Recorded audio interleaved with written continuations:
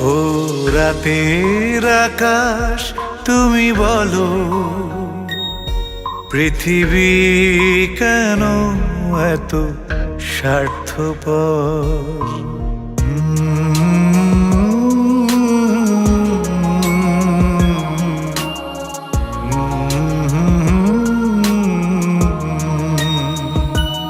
ও রাতের আকাশ তুমি বলো, পৃথিবী কেন এত স্বার্থপর? মায়া মমতায় ঘেরা মানুষগুলো নিমিষেই হয়ে যায় পর।